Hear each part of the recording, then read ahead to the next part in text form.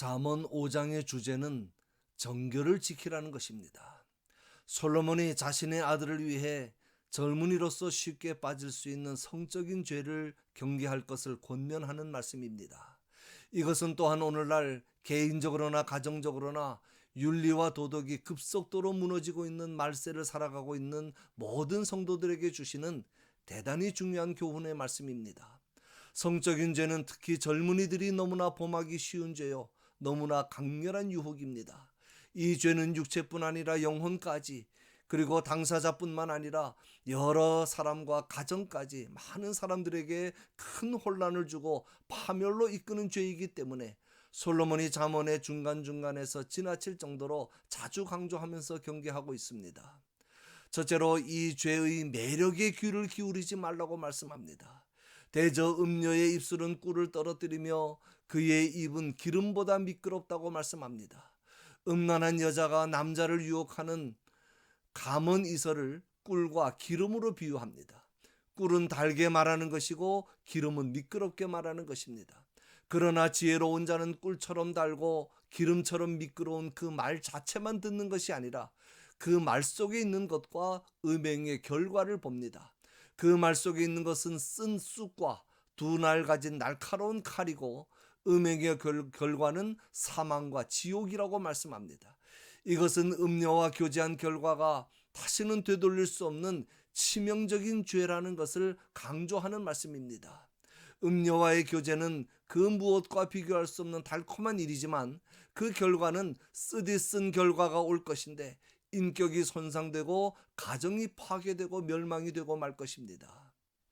그러므로 이 죄를 가까이도 하지 말라고 당부합니다. 7절에 그런즉 아들들아 나에게 들으며 내 입의 말을 버리지 말고 네 길을 그에게서, 그는 음녀를 말합니다. 네 길을 그에게서 멀리하라. 그녀의 집 문에도 가까이 가지 말라는 것입니다. 멀리하고 가까이 하지 말라는 것은 굉장히 강한 표현입니다. 두려워하는 감정과 미워하는 감정을 함께 품어야 한다는 뜻입니다. 두려워하는 감정이나 미워하는 감정 중에 하나만 가져도 가까이 하기 싫습니다. 그런데 두려워하는 감정과 미워하는 감정을 함께 가진다면 가까이 하기가 더더욱 어렵습니다.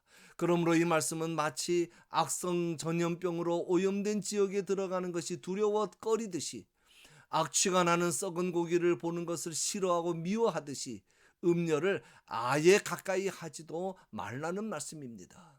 다른 죄도 그렇지만 특히 간음죄는 참 조심해야 됩니다. 빌미가 될 만한 것까지 아예 끊어버리고 차단해야 합니다. 오죽하면 예수님께서 산상수훈에서 간음죄에 대해 말씀하시다가 만일 네 오른눈이 너로 실족하게 하거든 떼어내버리라. 만일 네 오른손이 너로 실족하게 하거든 찍어내버리라. 성한 몸으로 지옥에 가느니 한 눈이나 한 손으로 천국에 들어가는 것이 더 낫다고 말씀하셨겠습니까? 어떤 죄는 부딪혀 싸워야 하지만 간음죄는 무조건 피해야 합니다. 고린도전서 6장 18절이나 디모데후서 2장 22절에서 사도 바울은 음행을 피하라고 했습니다. 그래서 요셉도 보디발의 아내가 유혹할 때 오해받을 것을 뻔히 알면서도 윗옷을 벗어던지고 도망간 것입니다. 간음죄를 이렇게 조심하고 음녀를 가까이 하지 말아야 할 이유가 있습니다. 첫째는 9절에 존영을 잃어버리지 않도록 하기 위해서라고 말씀합니다. 존영은 명예와 영광을 가리킵니다. 다윗은 밧세바와 간음한 죄로 인하여 영구히 명예 손상을 받았습니다.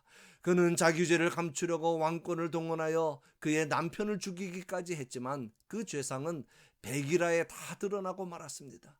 많은 사람들로부터 수치와 조롱을 당하도록 하나님께서 드러내신 것입니다. 둘째는 역시 9절에 수한을 빼앗기지 않기 위해서라고 말씀합니다.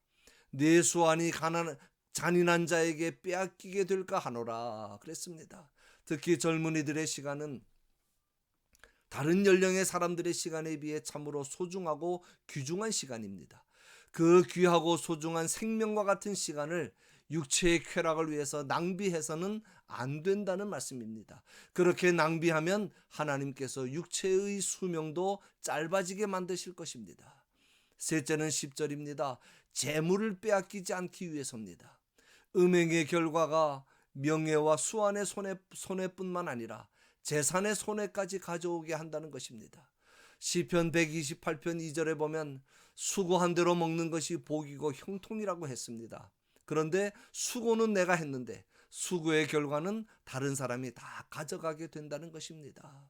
넷째는 11절에 건강을 잃지 않기 위해서입니다.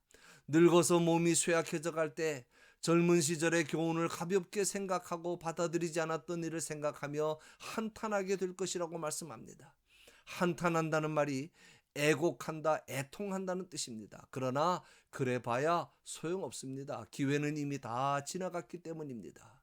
그러므로 하나님의 말씀을 들을 수 있을 때 열심히 듣고 순종할 수 있을 때 최선을 다해 실천해야 합니다. 몸이 쇠약해지고 건강마저 잃게 되면 그때는 돌이킬 수가 없습니다.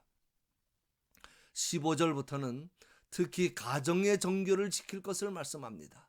가정의 정결을 지키기 위해서는 먼저 합법적 결혼이 가져다주는 위안을 족하게 여겨야 합니다. 15절에 너는 네 우물에서 물을 마시며 네 샘에서 흐르는 물을 마시라고 말씀합니다. 우물과 샘은 아내를 가리킵니다. 남편은 자신의 샘인 아내를 사랑하며 또 그의 사랑에 만족하라는 것입니다. 그래야 음녀의 유혹으로부터 자신과 가정의 정결을 지킬 수 있기 때문입니다. 18절에 내 샘으로 복되게 하라. 내가 젊어서 취한 아내를 즐거워하라고 말씀합니다. 젊어서 취한 아내를 사랑하고 그녀에게 만족하며 즐거워함으로 그녀로 복되게 해야 한다는 말씀입니다.